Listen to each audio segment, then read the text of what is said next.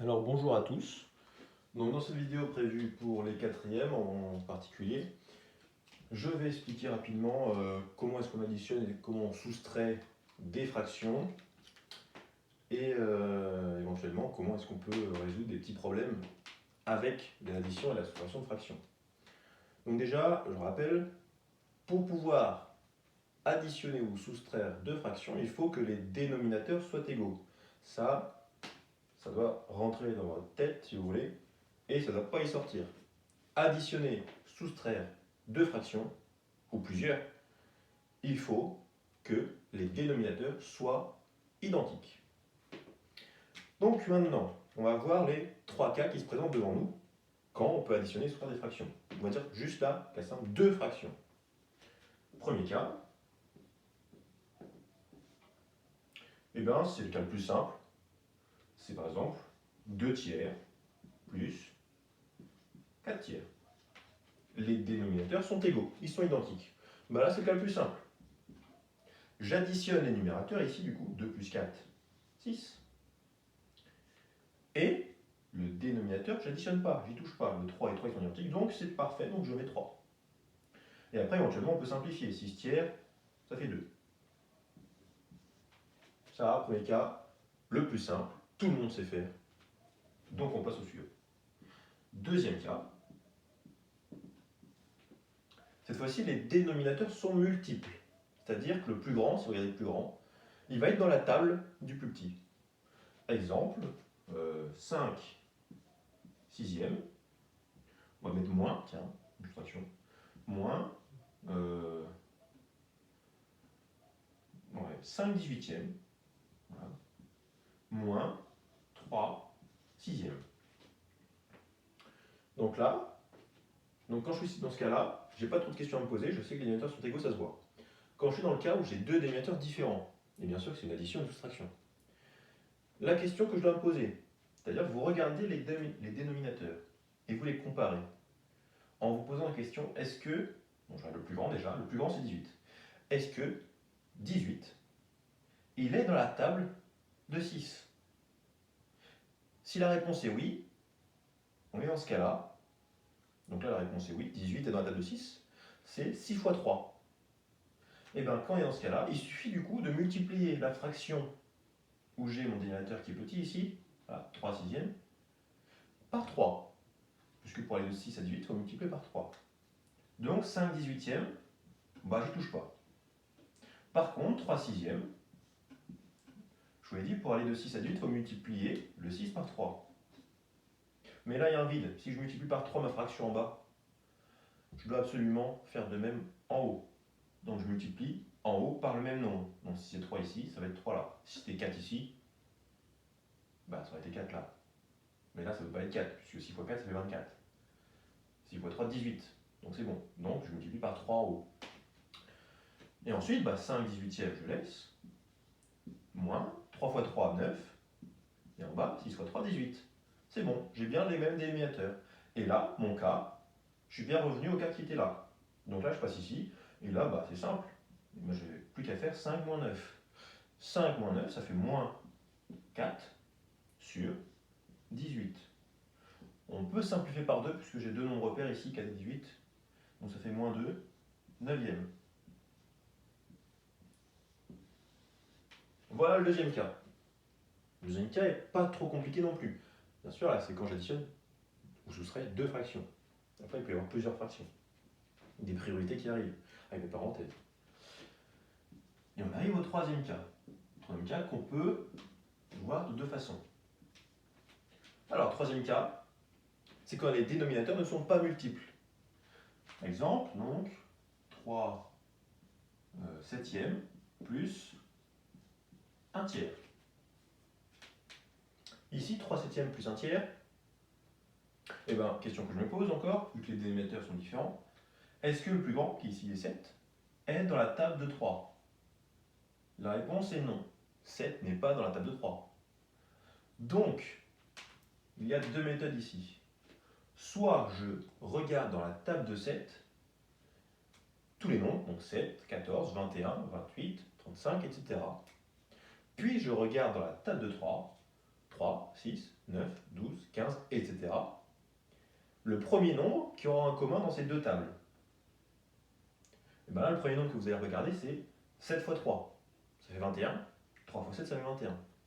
Donc cette fraction-là, vous la multipliez par 3. Et cette fraction-là, vous la multiplierez par 7. Ou, autre moyen, qui marche aussi tout le temps, sauf que des fois ça peut être beaucoup plus long, que la méthode que je viens de vous expliquer, si les nombres sont éventuellement plus grands, ou que ça tombe mal, ou qu'on n'a pas de chance. Mais ça marche quand même, sauf qu'à la fin, il faudra bien penser à bien simplifier la fraction. La méthode, du coup, c'est cette fraction-là, en haut et en bas, je multiplie par 3. Et cette fraction-là, en haut et en bas, je multiplie par 7. Bon alors, je m'exécute. 3 septième, on a dit, je multiplie par 3. En haut et en bas. Le plus, je le rajoute.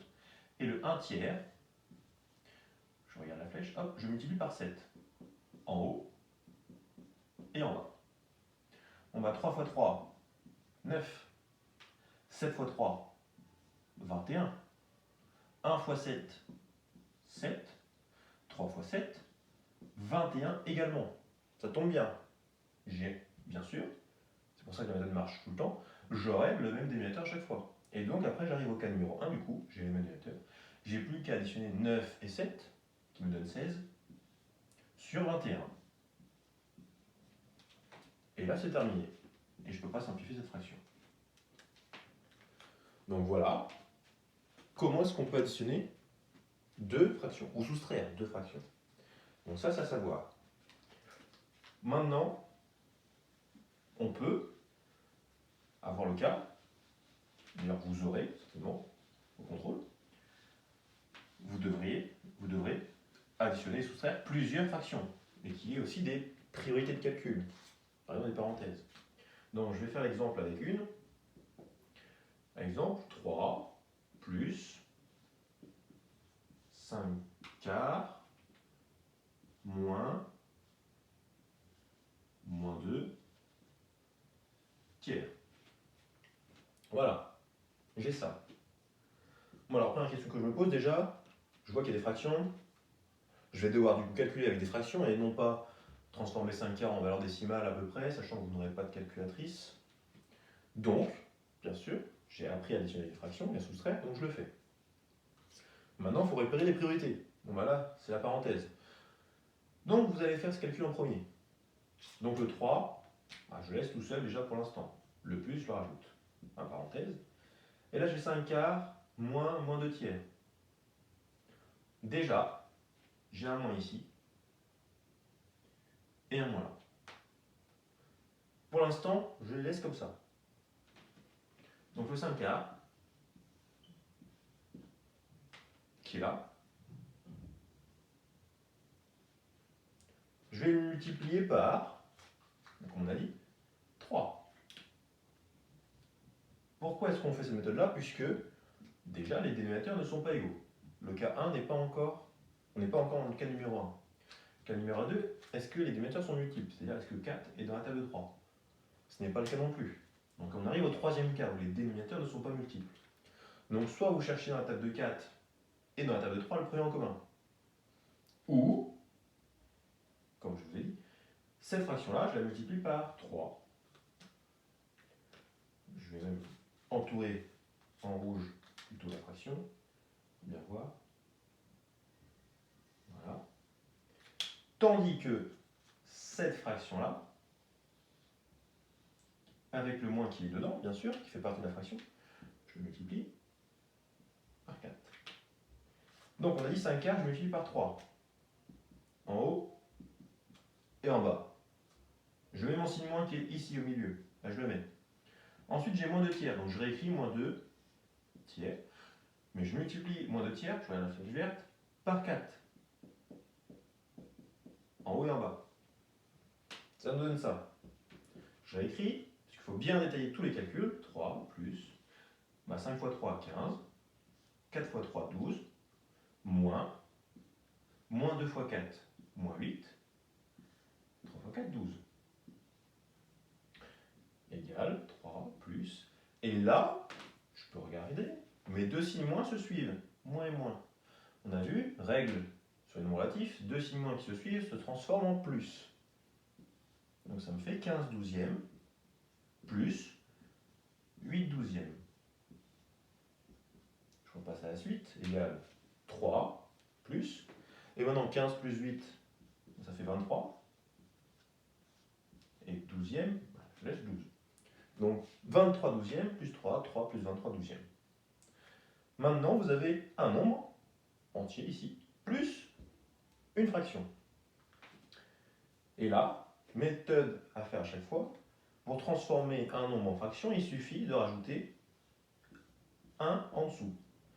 Puisque 3, c'est pareil que 3 divisé par 1. 3 divisé par 1, ça fait 3. 23 douzièmes, je n'y touche pas, bien sûr. Je laisse 23 douzièmes. Et là, je regarde les dénominateurs, ils sont différents, donc on n'est pas dans le cas numéro 1. Par contre, ils sont multiples. 12, qui est le plus grand, est dans la table de 1. Et là, n'importe quel nombre entier, d'ailleurs, est dans la table de 1. Donc dès que vous aurez 1 en dessous, vous savez que l'autre dénominateur, il est forcément multiple. Si c'est un nombre entier en tout cas, mais c'est toujours le cas. Donc, 3 sur 1, vous allez le multiplier par 12, puisque 1 fois 12, ça fait 12. Et 3, je le multiplie aussi par 12, plus 23 douzièmes.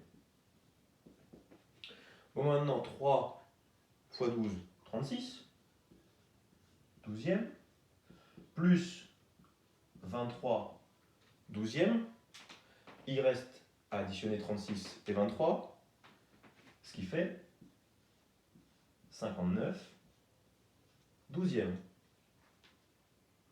Et là, on a terminé. Donc ça, voilà comment est-ce qu'on rédige correctement, avec toutes les étapes de calcul, et bien un calcul avec plusieurs fractions, avec des priorités, des parenthèses, et ainsi de suite. Donc voilà comment faire. Et on va passer à une petite dernière notion avant de terminer la vidéo. Donc je vais effacer cette partie-là. Et maintenant, on va faire un petit exercice où, un petit problème où vous avez par exemple un diagramme. Et dans ce diagramme, on vous dit que là, j'ai 20%. On va dire que ça représente, je sais pas, hein, ça peut représenter n'importe quoi. Ça peut représenter par exemple la vente des livres dans les librairies, puis la vente des livres en commerce, enfin en commerce en supermarché, et puis voilà. Puis la vente des livres ici autre part, etc. Et là, c'est la vente des livres chez un particulier, voilà, peu importe. Question, combien représente ici la vente des livres qui représente la part où il y a le point d'interrogation? Vous savez déjà que dans un diagramme, du coup, si vous additionnez toutes les parts, tout, en fait, ça représente 100%. Si vous voulez, ça représente 1. C'est la totalité. Le 1, c'est l'unité, ça représente tout, 100%. Bah, pour résoudre ce problème, on vous demande, bien sûr, si on vous demande le résultat sous forme de fraction, il faut additionner les fractions. Si on vous demande le résultat sous forme de pourcentage, il faudra additionner en pourcentage. Par contre, là, j'ai des fractions et des pourcentages. Il faut savoir transformer une fraction en pourcentage. Il faut savoir transformer un pourcentage en fraction. Exemple, 20%, quand je transforme en fraction, bah c'est 20 sur 100. 1 cinquième, si je veux le transformer en pourcentage, il faut aller de 5 multiplié par un nombre pour arriver à 100. Bah 5 fois 20, ça fait 100. Donc là, je multiplie aussi 1 fois 20. Et donc ça me fait 20 sur 100, donc 20%. Et là même, 20 centièmes, si je simplifie, ça fait 2 dixièmes, ça fait 1 cinquième. Donc 1 cinquième, ça représente 20%, 20%, ça représente 1 cinquième, bien sûr. Et ensuite, vous additionnez tout ce que vous connaissez. Je vais faire avec les fractions. Donc 20%, je sais que c'est 1 cinquième. Donc je fais 1 cinquième, plus un cinquième qui correspond à 20%, plus un cinquième qui est là, plus le 1 quart qui est là, et je calcule déjà combien ça fait ça. Bon, bah, 1 cinquième plus 1 cinquième, déjà je sais faire, ça fait 2 cinquièmes, puisqu'ils ont le même dénominateur. Maintenant il reste 1 quart. 2 cinquièmes plus 1 quart. Est-ce que c'est le même dénominateur? Non. Est-ce que 5 est dans la table de 4? Non. Donc j'arrive au troisième cas, pardon. Cette fraction, je la multiplie par 4. Et cette fraction, je la multiplie par 5. Donc je m'exécute. 2 cinquièmes, j'ai dit que je multipliais par 4. Tandis que 1 quart, j'ai dit que je multipliais par 5. Ce qui fait 8 plus 5 vingtième. Ce qui fait 13 vingtièmes. Donc, quand j'additionne ça, puis ça, puis ça, j'obtiens 13 vingtièmes. Et donc, le reste qui manque, eh ben, c'est 1, ou 100% si on veut. 100% c'est 100 divisé par 100. 100 divisé par 100, ça fait 1. Donc c'est 1. 1, je rappelle, ça représente la totalité. Et je soustrais du coup le reste. Je soustrais tout ça. Pour trouver ce qui reste. Et tout ça, j'ai vu que ça faisait, tout ça c'est ça si on veut, ça fait 13 vingtièmes. Donc je fais moins 13 vingtièmes. Et le 1, quand j'ai un nombre que j'additionne ou soustrais avec une fraction, on a dit, pour le mettre en fraction, il suffit de rajouter 1 en dessous. Donc 1 sur 1 moins 13 vingtièmes. Et bien c'est pareil, 1 sur 1 c'est pareil que 20 sur 20, moins 13 sur 20, et là, le calcul, 20 moins 13, ça fait 7 sur 20. Conclusion, il reste 7 vingtièmes ici. Voilà aussi. Alors là, par contre, je n'ai pas fait de phrase pour la rédaction, etc. Ça prend beaucoup de place ici. Mais voilà comment est-ce qu'on trouve le résultat dans un petit problème comme celui-ci, où là c'est un diagramme, ça peut être autre chose qu'un diagramme, ça peut être un problème avec, pareil, des données identiques, où il faudra faire une soustraction à la fin de tout ce que j'ai additionné, mais c'est comme ça qu'on fait. Donc voilà pour cette vidéo, je vous laisse là-dessus. Révisez bien tous les exercices qu'on a fait sur chapitre. Je rappelle que vous aurez un exercice sur Scratch, notamment, dans le contrôle, un peu comme dans le devoir maison. Et notamment, le reste, ça va être des fractions. Calcul de fractions, problème sur fractions, etc. Donc, travaillez bien ça. Revoyez bien les 3 méthodes, les calculs avec plusieurs fractions, les exercices, refaites-les tout seul, et ça devrait aller. Mais faites l'effort de le faire. Et bon week-end à tous.